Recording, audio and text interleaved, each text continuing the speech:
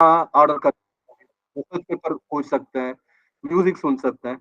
मगर देख लीजिए, मगर वैसे कोई बंदा हो, वो ये सब सुविधा का पालन नहीं कर पा रहा है, मतलब ये पूरा सुविधा का वो एक्सेप्ट नहीं कर पा रहे, या उनका ये पूरा सुविधा उनके पास जा भी नहीं रहे। So keeping the technology accessible for everyone is the theme for this day.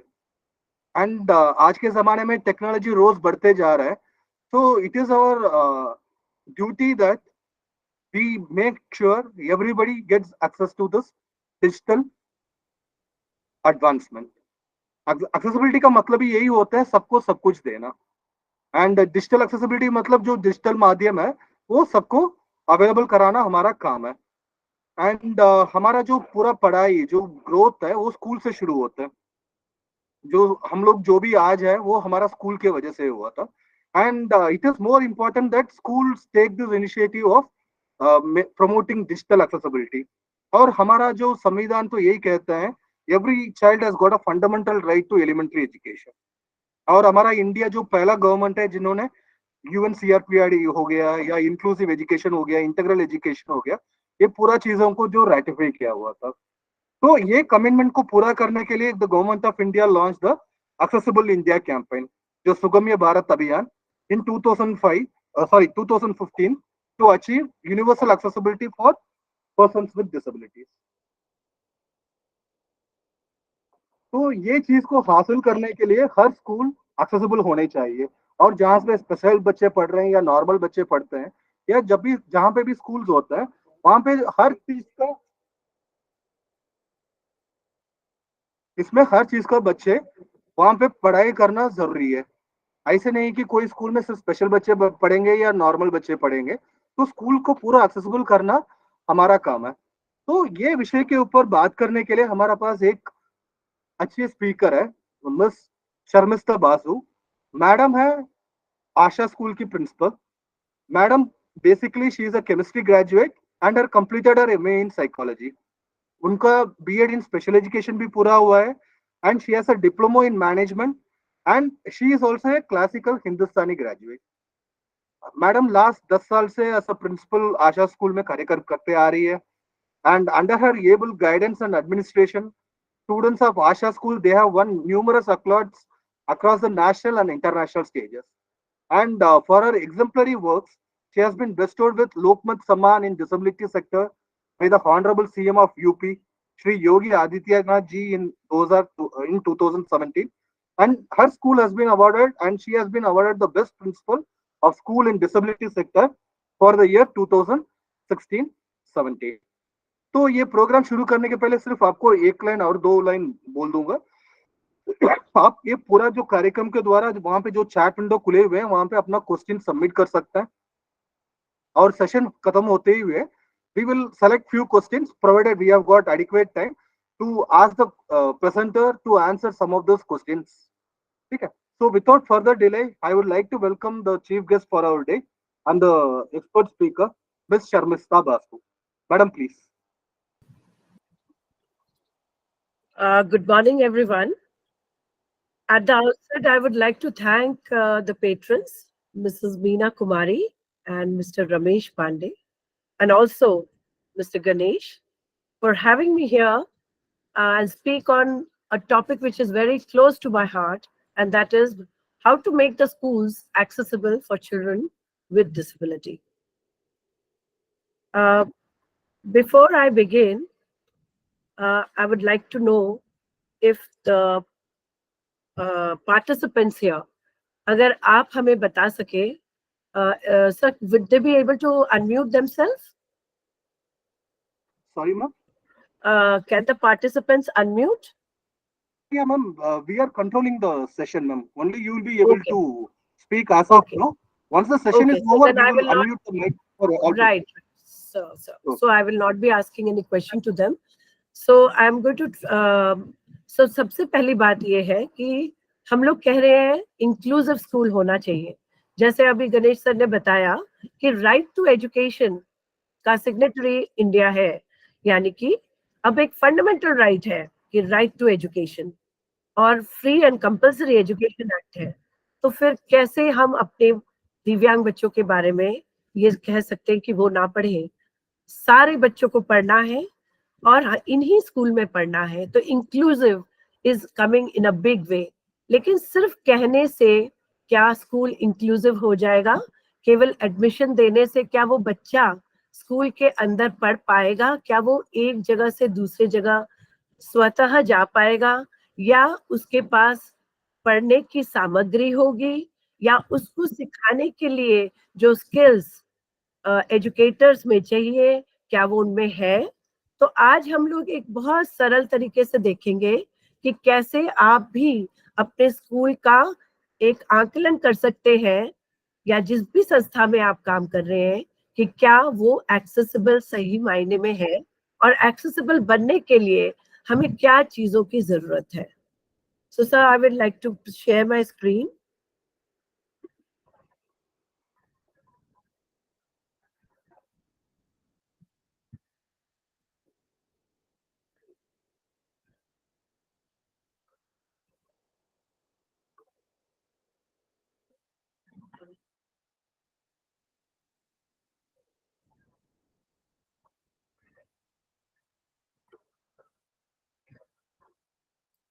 Sir, sharing, have the sharing rights been given, sir?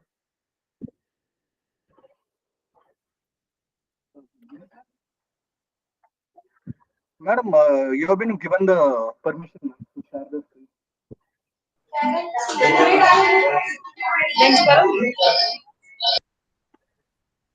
Sir, are you able to see my screen?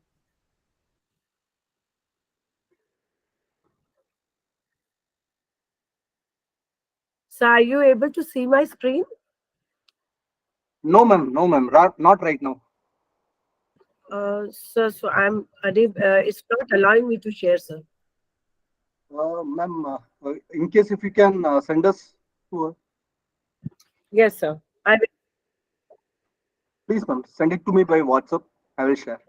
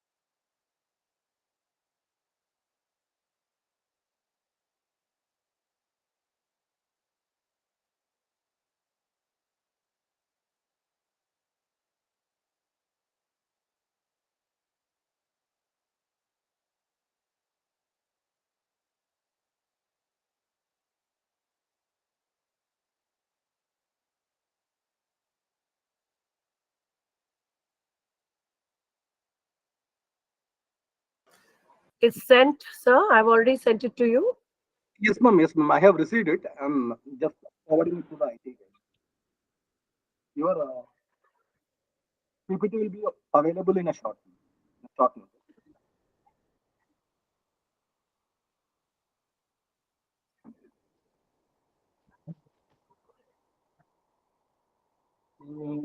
लगी मुझको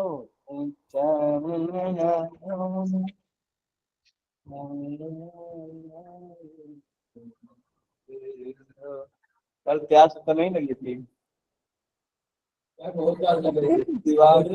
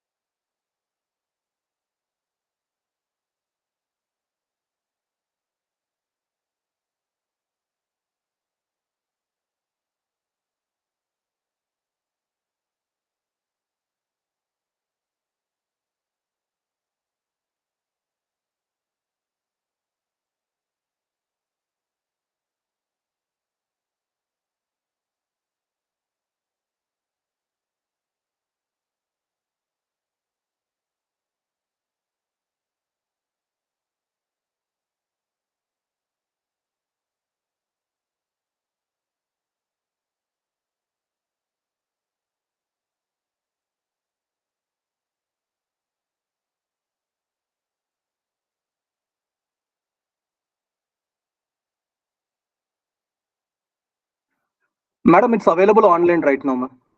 thank you so much sir.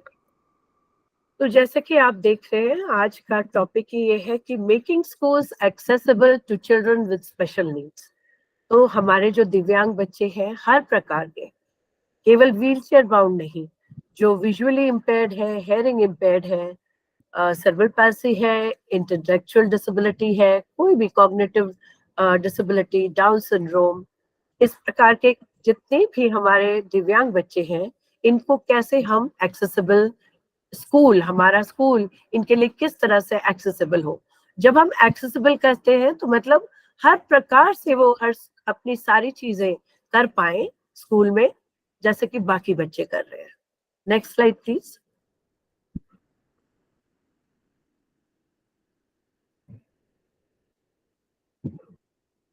जब हम ये करेंगे, जब हम कहते हैं हम इंक्लूजन कर रहे हैं, जब हम इन बच्चों को पूर्ण रूप से एक अपॉर्चुनिटी देंगे कि वो अपने दिव्यांगता के साथ बिल्कुल बराबरी के अपॉर्चुनिटी रखते हुए पूरे राइट्स के साथ वो हमारे स्कूल में काम कर सके, पढ़ सके, लिख सके, तो हम एक one step closer to the PWD, यानी हम उनकी तरफ एक कदम बढ़ाएंगे।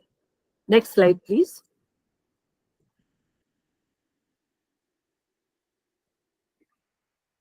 Next slide please.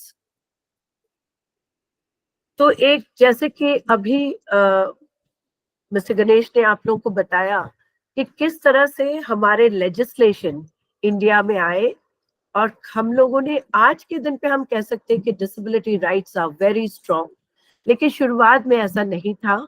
PWD act आया 1995 में, जो कि equal opportunity, protection of rights and full participation दिव्यांग बच्चों के लिए, दिव्यांगजनों के लिए है।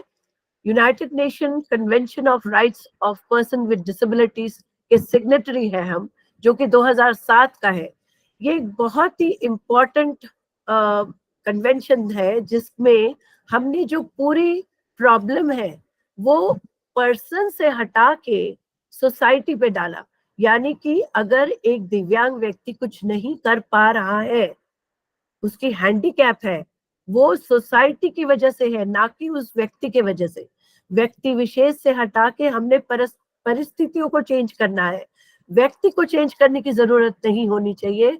हमारी सोसाइटी में कुछ इस तरह की खामियां हैं जिसकी वजह से वो फुल्ली फंक्शन नहीं कर पा रहे हैं। आरपीडब्ल्यूडी एक्ट आया 2016 में, जो कि right to equality, life with dignity and respect for his और her own integrity equally with others, बिल्कुल डिग्निटी के साथ डिग्निफाइड और बिल्कुल रेस्पेक्टफुल लाइफ ये दिव्यांग बच्चे जी सके, इसकी ओर। लेकिन आप फोटो में आप देख पा रहे हैं कि जो कि एक छोटी सी गैप है हमारे लिए, वो एक व्हीलचेयर बच्चे के लिए कितना बड़ा गड्ढा है, यानी उसके लिए ये कितनी बड़ी परेशानी की बात है, वो किस तरह से इसको पार करे। तो ये एक सिर्फ पिक्टोरियल रिप्रेजेंटेशन है कि दिव्यांगजनों को अपने जीवन में कितना संघर्ष करना पड़ता है, जो हमारे लिए एक मात्र छोटा सा कदम है, उनके लिए कितना संघर्षपूर्ण होता है। Next slide please.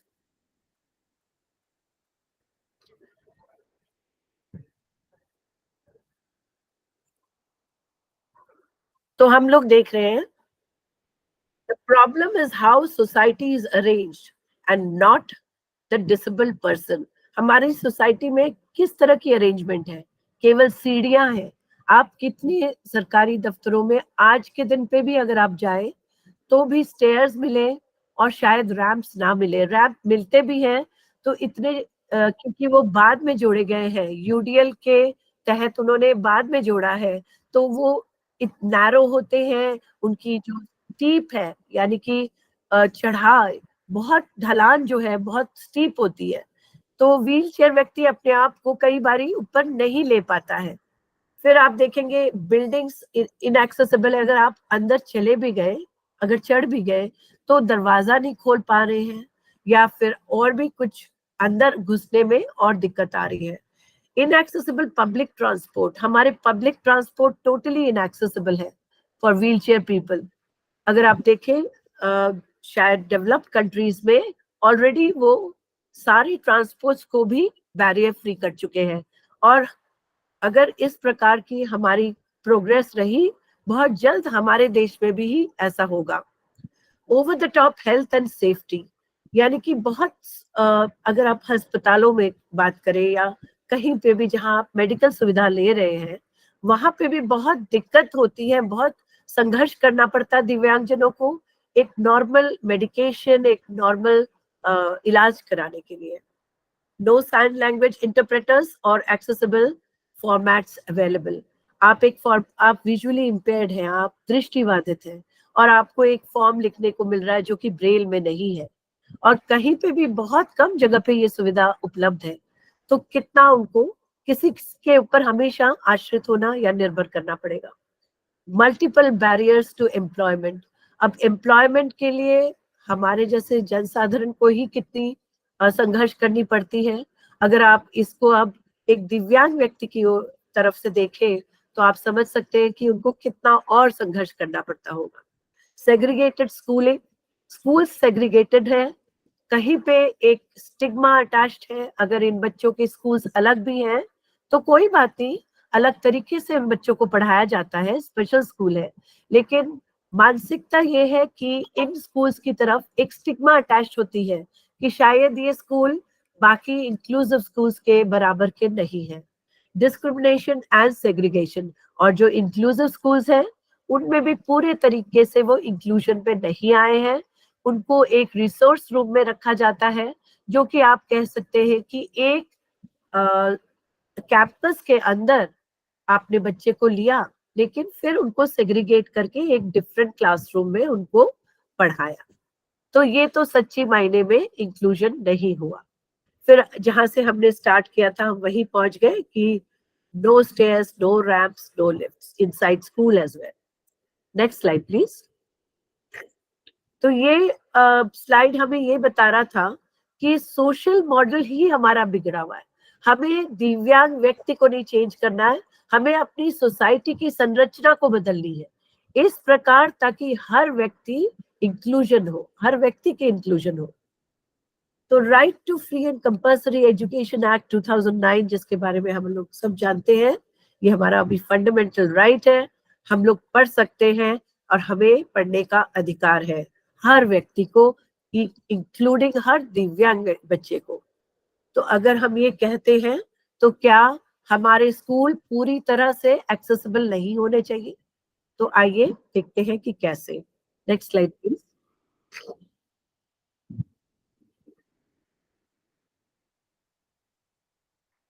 तो अगर आप इस पिक्चर में देखें, आप फर्स्ट नंबर पे देख रहे हैं कि एक व्यक्ति है जो व्हीलचेयर पे है और उसके सामने इतनी सारी सीढ़ियां हैं। अब वो बेचारा अगर स्कूल तक पहुंचना चाहे तो कैसे पहुंचे? सेकंड पिक्चर में आप देख सकते हैं एक दृष्टिबाधित लड़की है और ये बच्ची पढ़ना चाहती है, लेकिन अगर आप इनको हमारे जो बाकी रेगुलर बच्चे किताब पढ़ते हैं वही किताब दे तो वो कैसे पढ़े? थर्ड पिक्चर में आप देख रहे हैं एक बच्चा हेयरिंग इम्पेयर्ड है और वो सुन ही नहीं पा रही है कि क्लास में क्या पढ़ाया जा रहा है। फोर्थ पिक्चर में आप देख रहे हैं एक सेरेब्रल पैल्सी बच्चा है जो कि आप देख सकते हैं पेंटाप्लेजिक है, उस इवन नेक होल्डिंग के लिए सपोर्ट चाहिए और हाथ में वो कुछ पकड़ नहीं पाते हैं। तो इनकी पढ़ाई आगे कैसे बढ़े? लेकिन where there is a will, there is always a way। और इन्हीं पिक्चर्स के नीचे आप देखेंगे कि हर मुसीबत के सामने एक रास्ता जरूर है। अगर आप देखें, सीढ़ियों की जगह अगर आप रैंप बनाते हैं तो वही व्यक्ति जहाँ पे जो उसके लिए दुर्गम या अगम्य था, वो जगह अब उसके लिए एक्सेसिबल हो जाएगा। अगर जो बच्ची दृष्टि बाधित है उसको हम एक किताब वही सिलेबस वही करिकुलम का ब्रेल में देते हैं तो ये उसके लिए पढ़ना बहुत आसान हो जाएगा। अगर वो बच्चा हेयरिंग इम्पेयर्ड है, कॉक्लियर इम्प्लांट, यानी कि अगर बच्चे की इंटरवेंशन बहुत जल्दी हुई है तो इस पिक्चर में हमने कॉक्लियर इम्प्लांट दिखाया है, लेकिन कई बच्चे हियरिंग एड से अपनी रेसिडुअल हियरिंग को यूज करते हुए कई चीजें सुन पाते हैं और स्पीच भी उनकी डेवलप होती है। अगर आप देखें सेरेब्रल पैल्सी बच्चा है, कई असिस्टिव डिवाइसेस हैं जो वॉइस रिकग्निशन पे काम करती है। इवन अगर वो बच्चा अपना हाथ भी नहीं यूज कर पा रहे हैं, तब भी वो वॉइस रिकग्निशन से भी हाई टेक असिस्टिव डिवाइस का प्रयोग करके पढ़ लिख सकते हैं। Next slide please.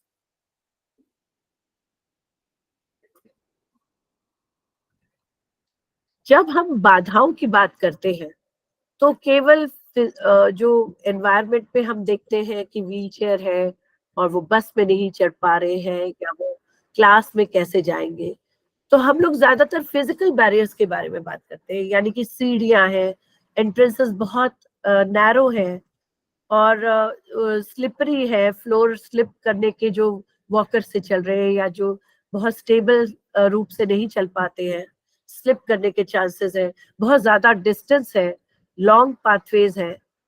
Physical barrier एक प्रकार की बैरियर है, लेकिन इसके अलावा और कई बाधाएं हैं दिव्यांग बच्चों के साथ। सोशल बैरियर एक बहुत बड़ी बैरियर के रूप से आती है। पूर्व धारणाएं बच्चे के लिए, बाकी बच्चों में इंक्लूजन में आपने दिव्यांग बच्चों को नॉन डिसेबल बच्चों के साथ रखा है, उन बच्चों का दिव्यांग बच्चों के ओर किस प्रकार की धारणाएं हैं, पूर्व धारणाएं? क्या वो प्रेजुडिस्ड है इनके पहले ही?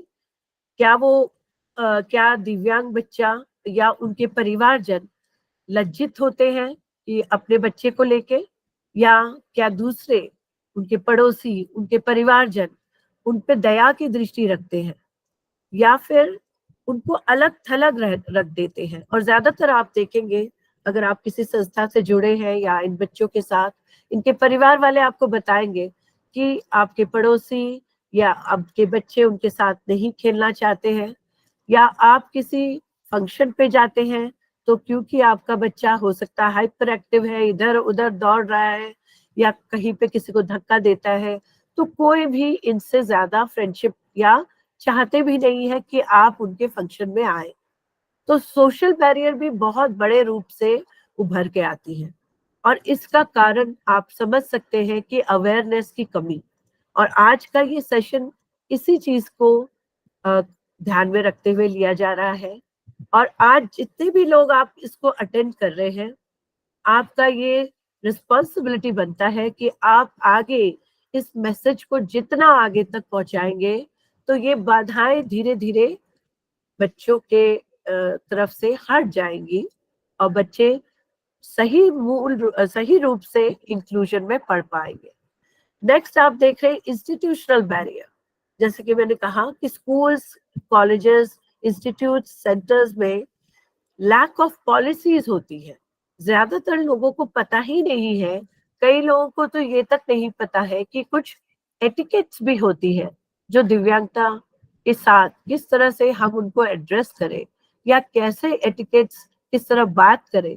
कई बार कई बच्चे या बड़े दिव्यांगजनों के साथ इसलिए नहीं इंटरेक्ट करते हैं क्योंकि वो इस बात को समझ नहीं पाते कि किस तरह से इंटरेक्ट करें। ये नहीं कि वो इंटरेक्ट करना नहीं चाहते हैं, कई बार करना चाहते हैं लेकिन उनको पता नहीं है कि किस तरह से इंटरेक्ट करें। स्कूल्स में भी कोई क्लियर पॉलिसीज नहीं होती है, कोई स्ट्रेटजीज नहीं होती है। जो एजुकेटर्स हैं उनके पास नॉलेज, स्किल की बहुत कमी है इन बच्चों को पढ़ाने के लिए। किस तरह की स्ट्रेटजीज करी जाए, किस तरह से करिकुलम को डिफरेंशिएट किया जाए, अकोमोडेट किया जाए, मॉडिफाई किया जाए, ताकि हर बच्चा पढ़ सके। इंक्लूसिव डिजाइन्स नहीं होते स्कूल के डिजाइन्स ही ऐसे नहीं बने हैं कि हर प्रकार के बच्चे, दिव्यांग बच्चे इसमें इंक्लूड हो सके। फिर आप देख रहे हैं कम्युनिकेशन बैरियर, यानी किस तरह से बच्चा अपने भावों को, थॉट्स को, भावनाओं को कम्युनिकेट करे। जरूरी नहीं कि हर व्यक्ति स्पीच के माध्यम से ही अपने थॉट्स को कम्युनिकेट करे, उसको बोल के नहीं कर सकते तो आप कई और प्रकार से कम्युनिकेट कर सकते हैं। तो लिख के नहीं कर सकते हैं, ब्रेल से कर सकते हैं, साइन के द्वारा कर सकते हैं, हम लोग सब जानते हैं। लेकिन जब तक हम लोग एडवोकेसी नहीं करेंगे इन सब चीजों की, तब तक और सुधार लाने के चांसेस कम है। तो जब हम साइन लैंग्वेज की बात करते हैं, जैसे कि आप सभी जानते हैं कि NEP 2020 यानी कि नेशनल एजुकेशन पॉलिसी 2020 ने भी बहुत स्ट्रॉन्ग राइट्स रखे हैं हमारे दिव्यांग बच्चों के लिए। लेकिन उसमें भी एक चीज जो मेरे जहन में मैं आपसे शेयर करना चाहूंगी कि साइन लैंग्वेज को एज अ लैंग्वेज ऑप्शन दिया गया है for children with hearing impairment. लेकिन अगर केवल हेयरिंग इम्पेयर्ड बच्चा ही साइन करना सीख रहा है तो वो नॉन इम्पेयर्ड यानी हेयरिंग बच्चों के साथ कैसे कम्युनिकेट करेगा? यानी कि क्या ये लैंग्वेज, साइन लैंग्वेज, सभी बच्चों के लिए एक लैंग्वेज की तरह ऑप्शन नहीं होना चाहिए? अगर हेयरिंग लोग, आप और हमारी तरह, इस लैंग्वेज को नहीं सीखेंगे तो कैसे ये दिव्यांग बच्चे हमारे से कम्युनिकेट करेंगे? या फिर वो पूरे जीवन केवल एजुकेटर्स के साथ जो साइन लैंग्वेज जानते हैं और हेयरिंग इम्पेयर्ड लोगों के साथ ही कम्युनिकेट करेंगे? तो ये भी एक बहुत गहन सोच की बात है। I would request for the next slide, please. Next slide, please. तो आइए देखते हैं, एक बहुत सिंपल सा चेकलिस्ट है और इस चेकलिस्ट के माध्यम से आप जिस भी इंस्टीट्यूट या जिस भी स्कूल में आप काम कर रहे हैं या जिस संस्था से जुड़े हैं, आप अपने आप चेक कर सकते हैं कि आपका स्कूल कितना एक्सेसिबल है। तो यहाँ पे सबसे पहले हम स्टार्ट करते हैं ड्रिंकिंग वाटर यूनिट्स से, यानी पानी, पीने के पानी का जो आपका की आपकी व्यवस्था है। जो एरिया है, एक तो वो लेवल सरफेस होना चाहिए, कोई सीढ़ी उस पर नहीं होनी चाहिए। जैसे कि आप पिक्चर में देख रहे हैं, ये आशा स्कूल का वाटर RO यूनिट और कूल वाटर कूलर सिस्टम है। दूसरी चीज जो देखने वाली है कि हाइट कितनी होनी चाहिए, जो टैप्स है जहां से बच्चे पानी भरेंगे। तो जो बच्चे लंबे हैं और चल सकते हैं वो झुक के भर सकते हैं, लेकिन जो बच्चे व्हील चेयर पे हैं उनको अगर टैप बहुत ऊपर है वो नहीं रीच कर पाएंगे। इसलिए जो हाइट निर्देशित है वो है कि 40 सेंटीमीटर से ऊपर नहीं होना चाहिए। तो एक टैप एटलीस्ट 40 सेंटीमीटर पे हो ताकि चेयर में बैठा बच्चा उसको इजीली पहुंच सके और पानी पी सके। Next slide please.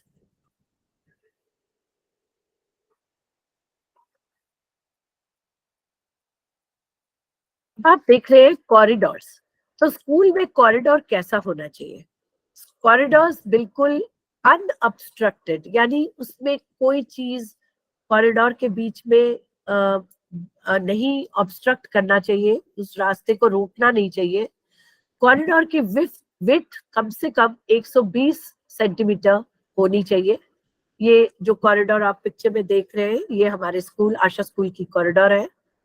और ये आप इंश्योर करिए कि कोई भी चीज प्रोट्रूड नहीं कर रही है, ताकि अगर कोई बच्चे दौड़ रहे हैं तो गिर ना जाए, अगर दृष्टि बाधित है तो उनको चोट ना आ जाए, या फिर जिनको चलने में दिक्कत है, वॉकर से चल रहे हैं, उनको कहीं किसी जो चीज जो कॉरिडोर के और यहाँ पे आपको ये भी देखना पड़ेगा कि खिड़कियां अगर कॉरिडोर में खुलती हैं, ऐसा ना हो।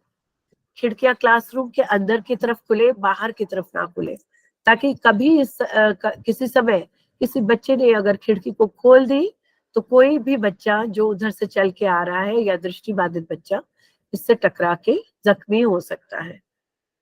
Next slide please. तो जितने मैं आपको स्लाइड्स दिखा रही हूँ, आप अपने अपने इंस्टीट्यूशन, संस्था के लिए, अगर आपके लिए ये आंसर है कि हाँ ऐसा नहीं है, तो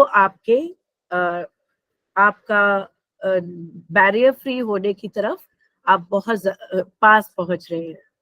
और अगर हर एक में आपका आंसर है कि नहीं ऐसा नहीं है, तो अभी आपके लिए बहुत काम बाकी है। टॉयलेट्स जो स्कूल्स में या किसी भी संस्था में है, क्या वहां पे कोई रैंप है टॉयलेट तक पहुंचने के लिए? अगर कोई हाइट डिफरेंस है तो उसमें रैंप का होना जरूरी है। क्योंकि आशा स्कूल एक ही लेवल पे बनी हुई है, 7 एकड़ जमीन पे है और ये एक ग्राउंड फ्लोर लेवल पे ही है, इसमें कोई भी लेवल डिफरेंस नहीं है। यानी कि पूरा स्कूल एक ही प्लिंथ हाइट पे बनाया गया है, उसमें बाथरूम्स भी अटैच उसी के अंदर है, कोई भी हाइट की डिफरेंस नहीं है। इसके वजह से हमें स्कूल में रैंप लगाने की जरूरत नहीं पड़ी बाथरूम जाने के लिए। फिर आते हैं हम लोग, क्या सेपरेट टॉयलेट्स हैं गर्ल्स और बॉयज का, और क्या उनको इंडिकेट किया गया है?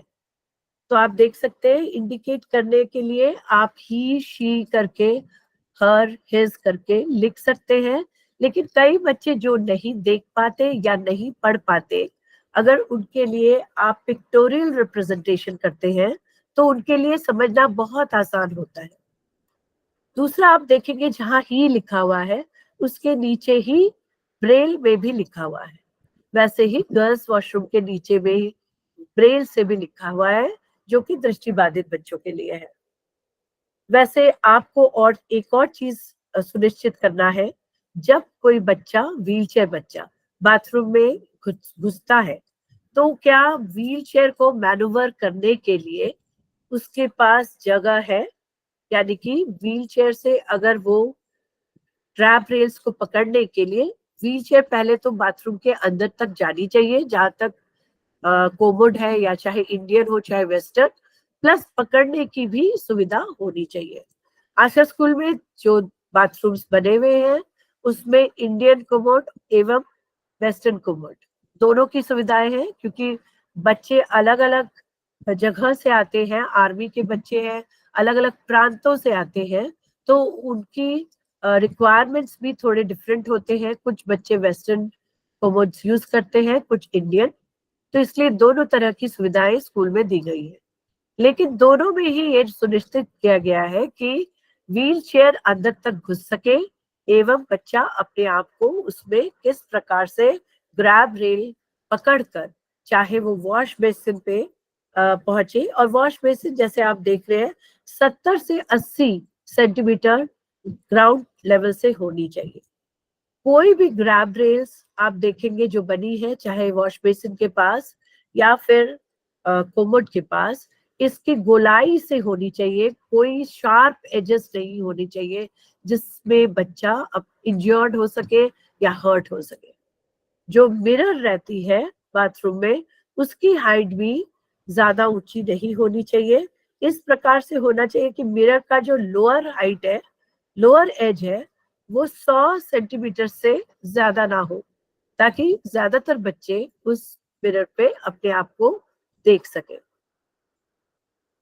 जैसे आपको बताया कि ट्रांसफर करने के लिए व्हीलचेयर से कोमोड तक ग्रैब बार्स होने चाहिए, उनका यू शेप होना चाहिए ओपन साइड पे, और सबकी हाइट ग्रैब बार्स की 70 से 80 सेंटीमीटर फ्लोर से होनी चाहिए, ज्यादा ऊंची नहीं होनी चाहिए, ताकि सभी बच्चे यूनिवर्सल डिजाइन हो और सब इसको यूज कर सके।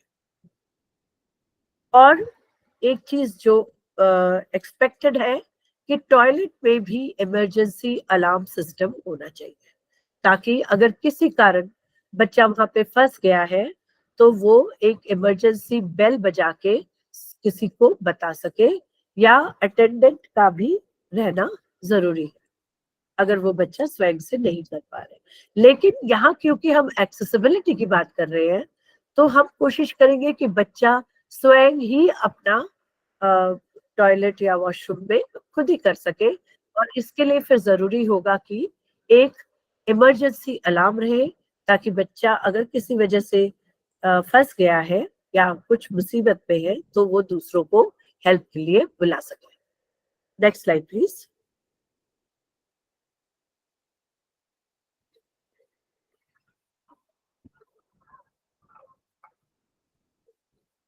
अब नेक्स्ट साइड में आप देख रहे हैं कि क्या आपकी संस्था में साइनेज है।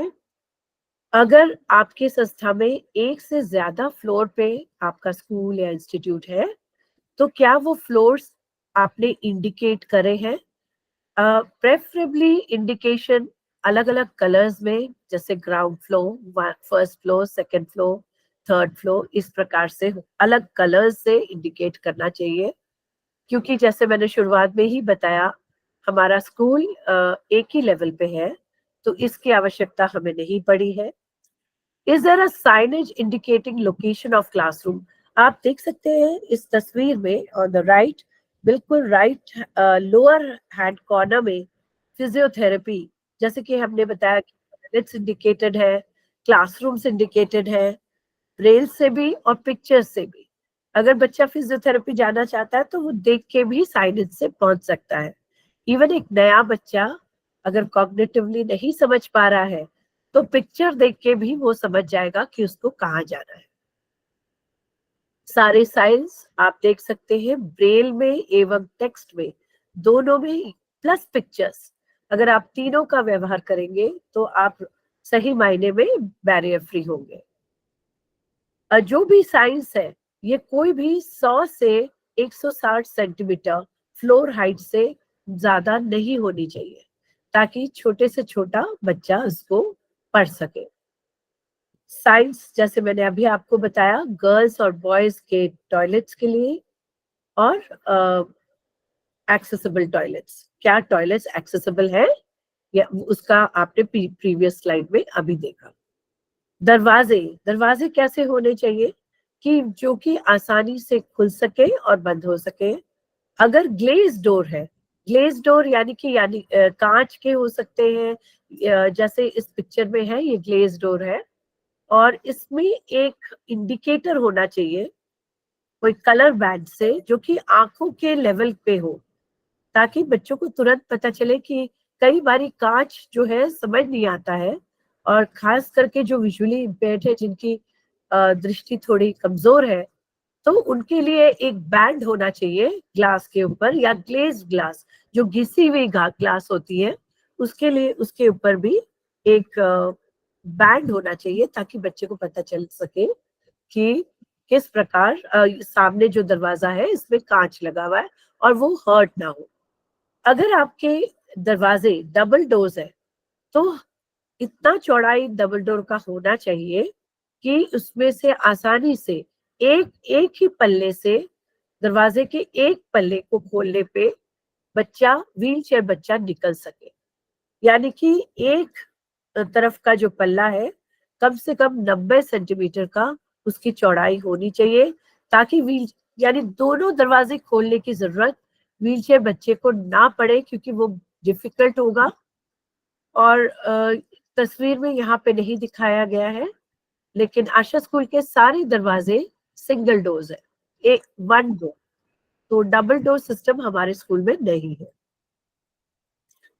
और एक चीज जो नोट करने वाली है कि जो दरवाजों में हैंडल लगी हुई है ये 80 से 100 सेंटीमीटर के हाइट पे होनी चाहिए फ्लोर से, यानी कि बच्चों के रीच के with in the reach of the children, पकड़ सके उसको। अगर बहुत ऊंचा है तो पहुंच ही नहीं पाएंगे, खास करके हम लोग ध्यान में रख रहे हैं जो व्हील चेयर वाले बच्चे हैं। और ऊपर अगर आप देखें राइट कॉर्नर पे मैंने एक इस तरह से आप डोर्स के लिए एक बहुत आसान तरीके से डोर पुल्स कहते हैं इनको, आप एक बना सकते हैं कि नॉर्मल जो डोर का पकड़ने का हैंडल होता है उसमें ये फंसा के रखे, ताकि व्हीलचेयर का बच्चा हैंडल पकड़ के उसको आसानी से खोल सकता है। अगर आप दरवाजे के सामने कोई मैट का इस्तेमाल कर रहे हैं, डोर मैट का, तो ये सुनिश्चित करें कि वो बिल्कुल सटा हुआ हो फ्लोर के साथ, और उससे बच्चे को उसमें अटक के चोट ना आए, या व्हीलचेयर को उसके ऊपर से चढ़ने में दिक्कत ना आए। Next slide please.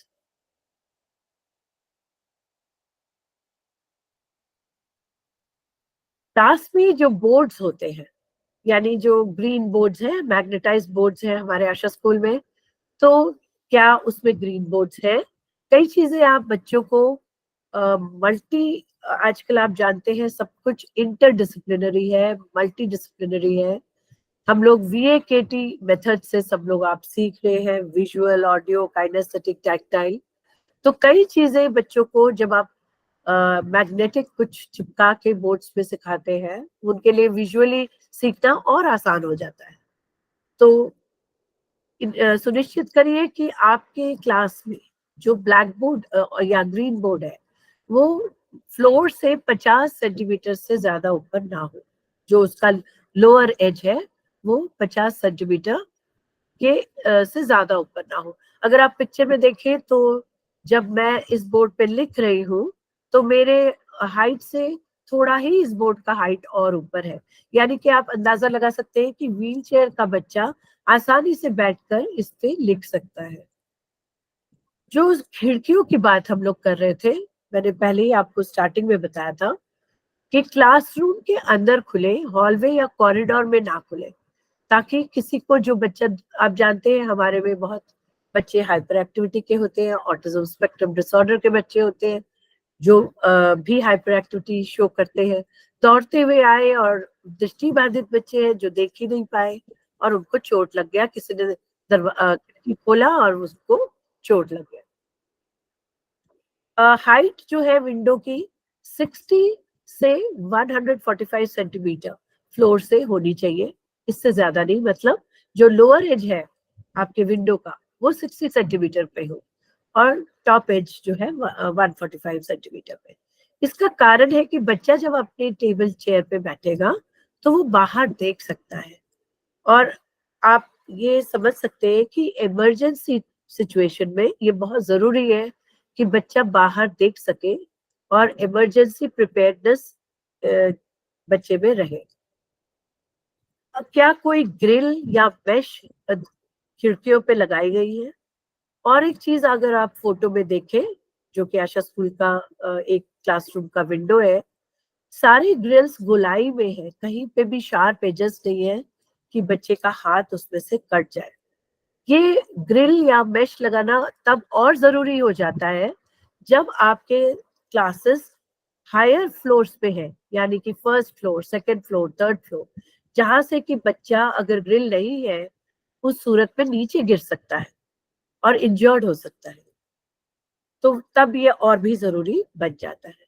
जैसे कि आप इस पिक्चर में देख रहे हैं, हमने सारे खिड़कियां स्लाइडिंग बनाई है, ना तो वो अंदर खुलने की जरूरत है ना बाहर, वो स्लाइडिंग है। इस तरह से बच्चा अगर अंदर भी है तो भी उसको चोट नहीं आती है, और अगर बाहर है तो भी वो खिड़की बाहर की ओर नहीं खुलता है। जहां हम फ्लोरिंग की बात करें तो आप राइट साइड बॉटम कॉर्नर में आप देख सकते हैं कि सारे tiles skid proof, anti skid tiles होने चाहिए।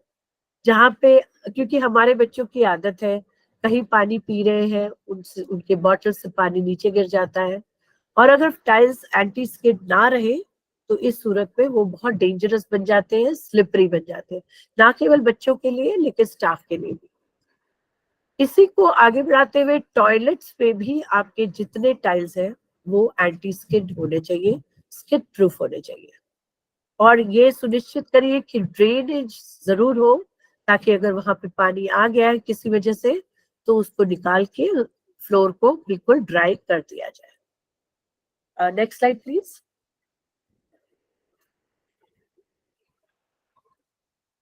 प्लेग्राउंड्स, जो कि बच्चों के लिए सबसे प्रिय चीज है, इसको एक लेवल पे होना जरूरी है। अगर प्लेग्राउंड ऊबड़ खाबड़ या ऊपर नीचे है तो इसका पहले तो मीनिंग ही लॉस्ट हो जा रहा है।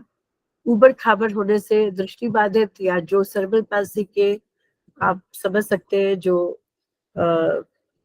GMFCS लेवल 5 के हैं या 4 के, ये 3 के बच्चे ये तो चल ही नहीं पाएंगे उसमें, यानी कि जो बहुत आसानी से नहीं चल पाते हैं वो लोग, वो बच्चे गिर जाएंगे। तो प्लेग्राउंड हमेशा लेवल्ड होना चाहिए। अगर प्लेग्राउंड में घास रहे तो और भी अच्छा है। कुछ चीजों के लिए तो आपको hard ground, hard standing grounds बनाने पड़ेंगे, बट ज्यादातर जगह पे जहाँ पे दिव्यांग बच्चे खेल रहे हैं, अगर उसमें घास है तो अगर वो गिर भी जाते हैं तो उनको इतनी चोट नहीं होती लगती है। प्ले ग्राउंड के चारों ओर अगर एक पेव्ड पाथवे हो, जैसे कि आप अगली तस्वीर में देख रहे हैं, एक चौड़ी पाथवे दी गई है हमारे स्कूल में, जो कि 180 सेंटीमीटर मिनिमम इसकी साइज होनी चाहिए विड्थ की, ताकि ना केवल उसमें व्हीलचेयर बच्चे ट्रैक पे चल पाए, क्रच वाले बच्चे, वॉकर वाले बच्चे, सारे बच्चे उसमें आसानी से चल के और प्लेग्राउंड तक पहुंच सके। Next slide please.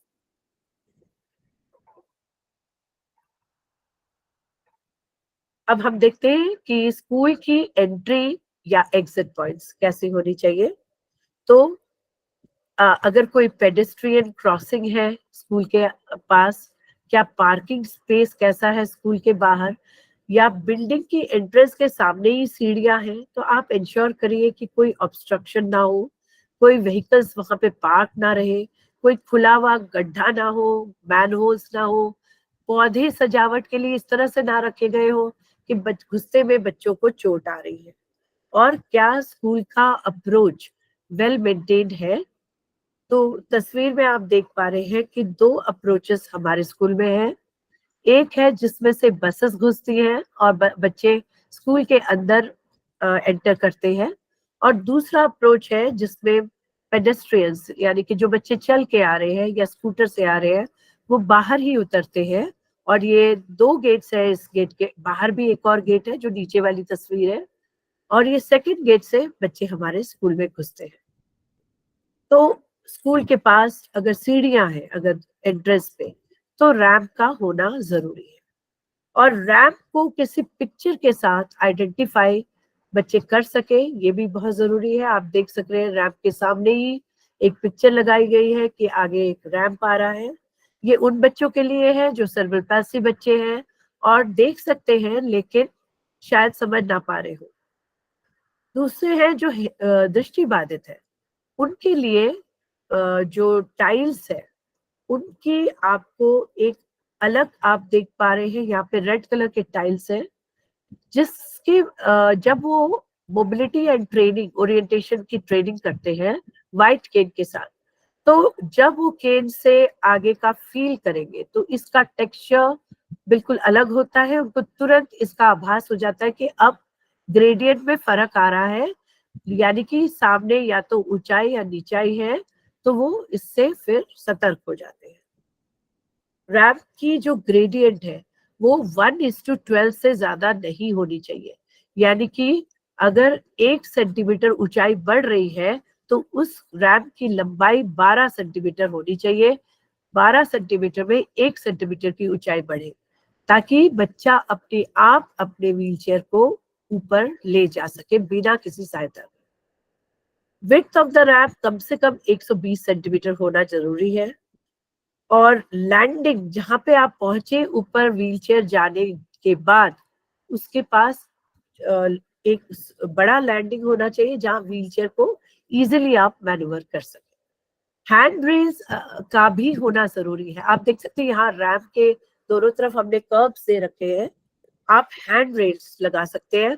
उनकी हाइट छोटी होनी चाहिए, 76 सेंटीमीटर से 90 सेंटीमीटर फ्लोर से ऊपर। Next slide.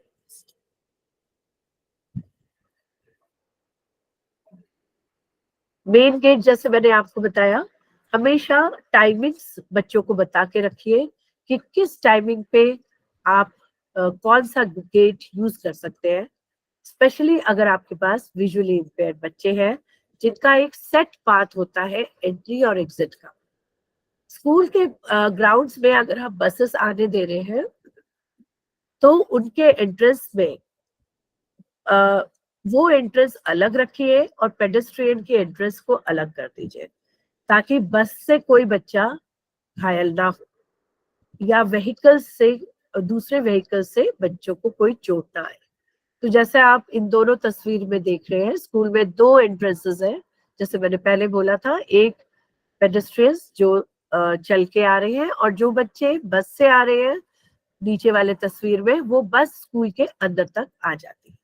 अगर साइड में कोई गेट है, बैक गेट है, उसको आप केवल किसी फंक्शन या इवेंट्स के लिए खोल सकते हैं। Next slide please.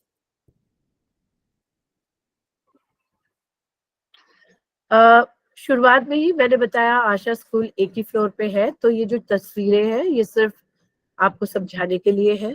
स्टेयर्स अगर है तो वो इजीली आइडेंटिफाइबल होना चाहिए एक साइन के साथ। उसके width of the stairs minimum 120 centimetre की विड्थ होनी चाहिए। स्टेयर्स बहुत नैरो नहीं होने चाहिए जिसमें बच्चा अपने आप को मैनिपुलेट नहीं कर पाए। हैंड रेल्स आप देख रहे हैं कंटिन्यूअस होनी चाहिए और उनकी जो हाइट है 76 से 90 सेंटीमीटर के अंदर होनी चाहिए। और हैंड रेल्स को अगर आप पेंट करें किसी पर्टिकुलर कलर से तो और भी अच्छा है ताकि वो क्लियरली बाकियों को दिखे। स्टेप्स के जो एजेस है वो उनका टेक्सचर इजीली आइडेंटिफाइबल होना चाहिए विजुअली इम्पेयर्ड बच्चों के लिए। डिफरेंट कलर का हो सकता है और कई बार देखने को मिलता है कि स्टेप्स का जो नोज कहते हैं उसको थोड़ा बाहर की तरफ निकला हुआ होता है। तो जब आप व्हाइट केन से अंदाजा करेंगे डेप्थ ऑफ द स्टेयर का या चढ़ते वक्त तो आपको रॉन्ग इंडिकेशन आएगा कि स्टेयर अगर सामने से थोड़ा सा निकला हुआ है डिजाइन के लिए तो बच्चे को लगेगा सीढ़ी यहीं से शुरू हो रही है जबकि वो नहीं है। तो इसलिए इस तरह के डिजाइन प्लीज इन स्टेयर्स पे ना डालें। Next slide please. और जैसे आप तस्वीर में देख पा रहे थे अलग अलग फ्लोर्स के लिए अलग अलग कलर से इंडिकेटर्स यूज कर रहे हैं। अब हम आते हैं एक बहुत इंपॉर्टेंट चीज के लिए। इंक्लूजन हमने फिजिकली बच्चों का कर लिया लेकिन क्या हमारे पास नॉलेज और स्किल है? आप पहली तस्वीर में देख पा रहे हैं हमारी एजुकेटर है मिस रिंकी। इन्होंने ये साइन कर रही है यानी कि ये सर्टिफाइड है। इन्होंने साइन लैंग्वेज सीखा है। अ, हमारे में से कई स्टाफ ऐसे हैं जिन्होंने साइन लैंग्वेज सीखा है, सर्टिफाइड है। दूसरे तस्वीर में आप देख रहे हैं ये विजुअल इम्पेयरमेंट के एजुकेटर हैं मिस्टर इकबाल जो कि वीआई बच्चों के साथ ब्रेल में अबेकस से ब्रेल राइटर ब्रेल से स्लेट पे लिख सकते हैं। थर्ड पिक्चर में आप देख रहे हैं कि बच्चे खुद ही साइन लैंग्वेज से एक ऑडियो विजुअल स्टोरी को समझा रहे हैं। और चौथे में आप देख रहे हैं कि कुछ ओरिएंटेशन मोबिलिटी की ट्रेनिंग बच्चों में कराई जा रही है व्हाइट केक के द्वारा। Next slide please.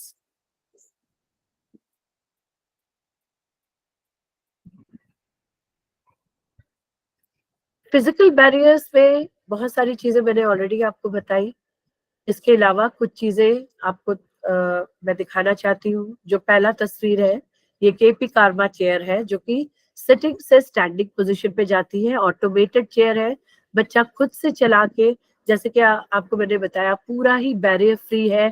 किसी भी कॉरिडोर में किसी क्लासरूम में घुस सकता है और वो स्टैंडिंग पोजीशन पे ये काम करता है। यानी वैसे जो बच्चा खुद से शायद ना खड़ा हो पाता हो लेकिन वो इस चेयर व्हील चेयर के सहायता से खड़े होने का आभास लेता है एवं वो कहीं पे भी पहुंच सकता है। फिर आप देख सकते हैं हर जगह ग्रैब रेल्स लगी हुई है कॉरिडोर में और पूरे क्लासेस में। बच्चे जो सेरेब्रल पैल्सी बच्चे हैं उनके काम करने के लिए सीपी चेयर्स। चौथा तस्वीर आप देख रहे हैं बसेस की। ये बस बाधा रहित बस है और इसमें आप देख रहे हैं एक रैंप की जगह हमने एक ऐसा डिवाइस यूज किया है जो फ्लोर पे आके बैठ जाता है और व्हील चेयर आसानी से इसके ऊपर चढ़ जाता है। एक बार बच्चा इसके ऊपर चढ़ जाता है तो ये पूरा प्लेटफॉर्म ऊपर की तरफ ऑटोमेटेड आ जाता है और व्हील चेयर को निकाल के बस के अंदर उसके टायर्स के लिए जगह बनी है ताकि उसको अच्छे से उसमें फिक्स कर दिया जाए। जब बस मूव कर रही है तो व्हील चेयर इधर उधर ना हो। और इसका एक और फायदा ये होता है कि जब हम बस को सिविल ट्रांसपोर्ट की तरह यूज कर रहे हैं तो बाहर की जगह पे अगर रैंप बस से बाहर प्रोट्रूड कर रहा है अचानक से तो आने जाने वाली जो ट्रैफिक है उनको शायद अचानक ना पता चले और वो आके टकरा जाए। लेकिन इस तरह की व्यवस्था से बच्चा बस के बॉडी के अंदर के लिमिट्स में ही नीचे उतर रहा है और उसके बाद उसके व्हीलचेयर को बस से बाहर निकाला जा रहा है। फिफ्थ तस्वीर में आप देख पा रहे हैं एक व्हाइट केक जो कि दृष्टिबाधित बच्चों के लिए बहुत ही उपयोगी है। Next slide please.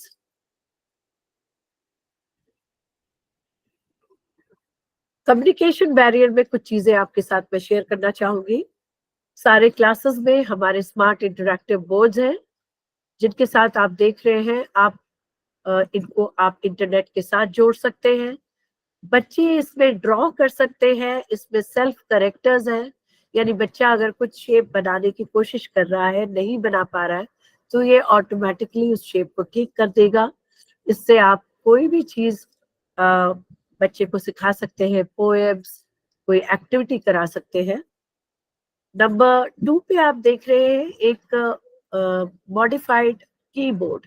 कई बच्चे जो लिख नहीं पाते हैं लेकिन टाइप कर लेते हैं, तो उनके लिए, और अगर वो मानसिक बंधित हैं तो उनके लिए, इन दिव्यांग बच्चों के लिए आप देख सकते हैं कलर्ड और बड़े साइज के कीज हैं। इस तरह के आप कीबोर्ड्स यूज कर सकते हैं। थर्ड तस्वीर में आप देख रहे हैं ग्रुप हेयरिंग एड है, जो अगेन हेयरिंग इम्पेयर्ड बच्चों के लिए है। चौथा जो तस्वीर है वो एक इंडक्शन लूप है। ये लूप्स आप डेवलप्ड कंट्रीज में जाएंगे तो एयरपोर्ट्स, रेलवे स्टेशन में यूज करे जाते हैं। ये एक ऐसा टाइप का लूप है जो मैग्नेटिक वेव्स में कन्वर्ट करता है और साउंड सिस्टम को, और बच्चा अपने हियरिंग एड के हेल्प से उसको सुन सकता है। इसका फायदा ये रहता है कि जो चारों तरफ की आवाजें हैं उसको ये एलिमिनेट कर देता है। तो इंडक्शन लूप एक एक्सपेंसिव डिवाइस है, लेकिन इसके यूज आशा स्कूल में हमने हेयरिंग इम्पेयर्ड बच्चों का जो क्लास है उसमें इसको लगाया हुआ है। फिफ्थ आप देख रहे हैं जो बच्चे ऑटिज्म स्पेक्ट्रम डिसऑर्डर के हैं या अदर स्पीच में जिनकी इम्पेयरमेंट है, वो बच्चे पेक्स यानी picture exchange communication system boards का इस्तेमाल कर सकते हैं, जेलो एप्स का इस्तेमाल कर सकते हैं और कम्युनिकेट कर सकते हैं। तो केवल स्पीच ही, हमारी ये धारणा कि केवल स्पीच के माध्यम से ही बच्चे कम्युनिकेट करेंगे, ये गलत है। आप देख सकते हैं कि ब्रेल के माध्यम से ब्रेल स्लेट है और अबेकस है। 10th तस्वीर में आप देख रहे हैं ये एक लेक्सी रीडर है जो टेक्स्ट को स्पीच में कन्वर्ट करता है, यानी जो भी किताब अगर वो बच्चा खुद से नहीं पढ़ पा रहा है या सही उनके प्रोनाउंस नहीं कर पा रहा है, तो वो लेक्सी रीडर इसमें उसकी मदद करेगी। Next slide please.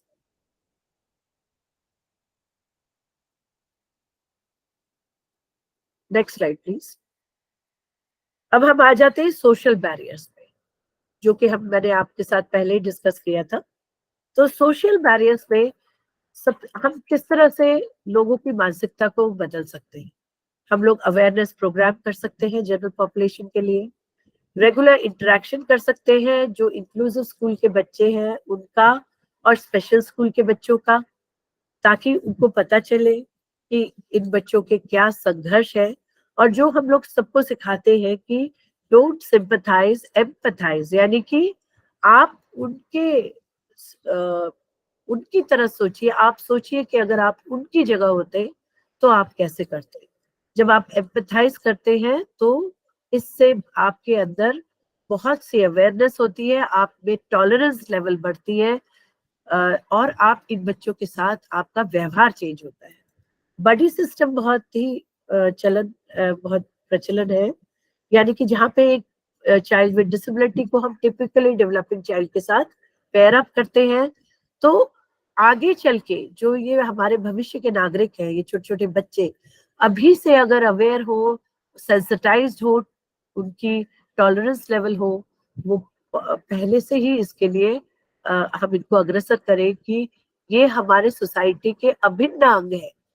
ये कोई दूसरे ग्रह से नहीं आए हैं, ये हमारे ही भाई बहन बच्चे हैं और ये भी हमारी तरह से, इनका भी अधिकार है कि ये पूर्ण रूप से जिए। और इसमें आप किस प्रकार से उनकी सहायता कर सकते हैं। यूनिफाइड स्पोर्ट्स एक बहुत बेहतरीन चीज आई है जिसमें स्पोर्ट्स करवाए जाते हैं between children with disability and children non disabled counterparts. Workshop हमें करना चाहिए ना केवल बच्चों के साथ, लेकिन टीचर्स के साथ, पेरेंट्स के साथ ऑफ रेगुलर स्कूल, क्योंकि पेरेंट जो नॉन डिसेबल्ड बच्चों के पेरेंट्स हैं, कई बारी उनके मन में कई चीजें ऐसी रहती हैं जिसकी वजह से वो नहीं चाहते हैं कि दिव्यांग बच्चों के साथ उनके बच्चे बैठे या उनके साथ खेले। तो बहुत जरूरी है कि पहले हम उनकी मानसिकता पे काम करें। Next slide please.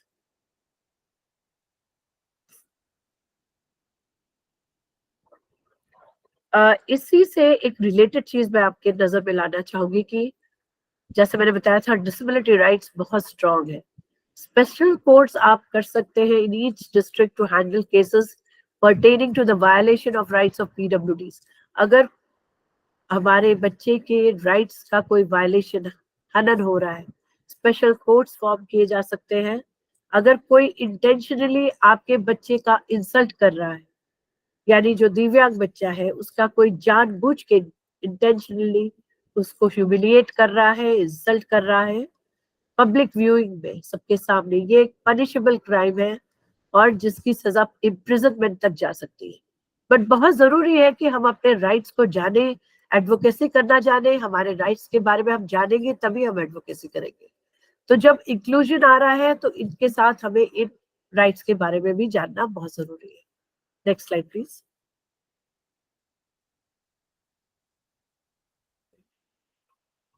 कुछ चीजें ऑटिज्म स्पेक्ट्रम डिसऑर्डर के बच्चों के इंक्लूजन और एक्सेसिबिलिटी के लिए, visual time tables, pictorial presentation आप देख सकते हैं, सिंपल सेंटेंसेस सिखाया जा रहा है, आई एम ईटिंग, और उसके कुछ कार्ड्स बनाए गए हैं कि बच्चा खुद से चूज करके उसको लगाएगा। और यहाँ पे एक बर्थडे चार्ट है, टाइम टेबल है। विजुअली आप अगर बच्चों को समझाते हैं वो ज्यादा अच्छे से समझ पाते हैं। Next slide please.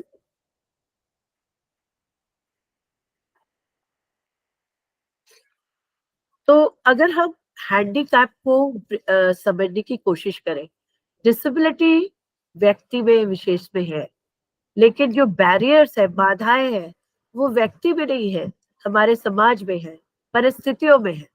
जैसे ही आप बैरियर्स को हटाते हैं, हैंडीकैप अपने आप ही हट जाएगा। बैरियर्स किस तरह से हटाने हैं, इसके कुछ उदाहरण मैंने आपको दिया है, और आप और कई तरीके ऑलरेडी जानते हैं या और भी सोच के निकाल सकते हैं। कुछ असिस्टिव टेक्नोलॉजीज जो आजकल यूज हो रहा है, ये सभी के लिए है, चाहे वो दिव्यांग बच्चे हो या नहीं। कुछ बहुत ही लो टेक वाले होते हैं, कुछ लो टेक के होते हैं, और कुछ हाई टेक असिस्टिव टेक्नोलॉजीज है जो आप स्कूल में यूज कर सकते हैं। Next slide please.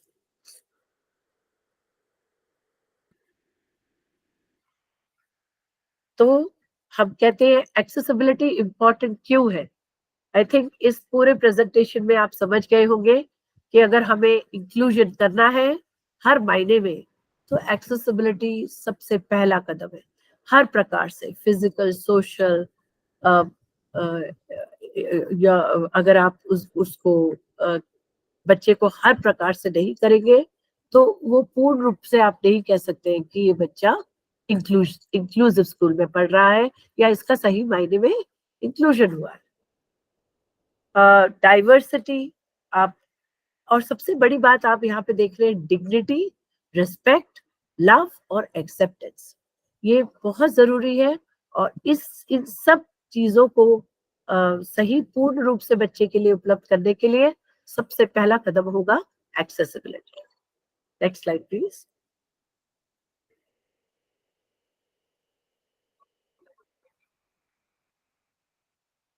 So with that, I would like to end my presentation for today. Thank you so much. I hope you understood. It was very pictorial, so it should not have been very difficult to understand. Thank you.